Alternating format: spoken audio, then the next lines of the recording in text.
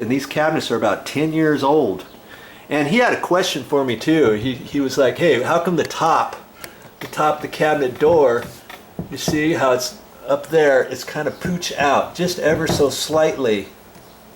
And it could be a couple things. The door could be slightly warped, or the hinges might need to be adjusted. And even if the door was warped, you look on this straight up and you might not be able to hardly see it, but it might kind of take a dive slightly to the right so that when you close the door, it's kind of open up at the top.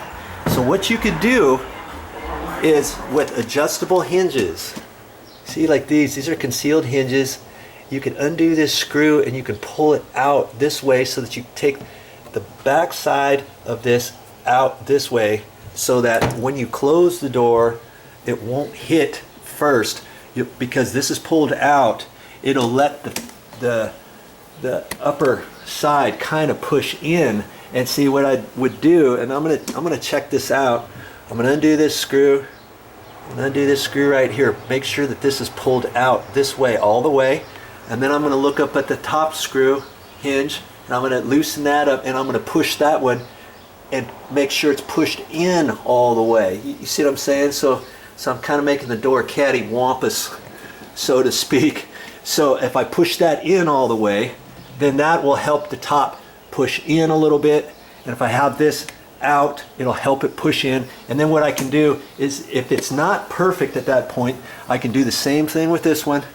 I can pull this out all the way, or I can push this one in all the way, let's say, and do the very opposite.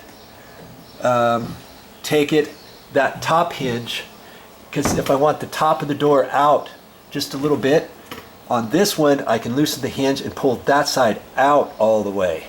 And then I would have this side pushed in all the way. Do you see what I mean? And then if it's not hitting at the top, it doesn't matter as long as everything lines up. You see what I'm saying? And then it's going to be a happy medium. We'll look at this and see if we can keep these two kind of flush as well. And then there's other things you can do. If you see the line here, this line is really nice. But if you got a big wide gap, or let's say the top is hanging down or something, I see this cabinet door here is slightly lower than this side. Okay, so I could take this and I can take the hinge over here and unscrew it and push it that way. And if I push it that way at the bottom, it's going to lift this side up. Okay, then it's going to lift that. Then I would have to adjust things over there. So there's a way to do that too, of course, by this little set screw right here. You can pull the hinge, the door, push it this way, or you can push it that way. So you've got two different directions there. And so you've got two directions up at the top, because you've got 4 doors. You can do all kinds of adjustments. You may have to adjust this door over here to then fit this other door. Okay, or if the gap is the same but it's wide, you can see the shelves in there. I've seen that too, where the gap is wider. Okay, then you can move this.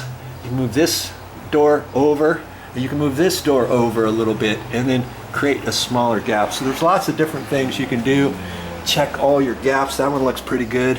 This one here looks really good too. Okay, so check all that out too. And with the concealed hinges, can you adjust your cabinet doors? Hope you know the answer is yes.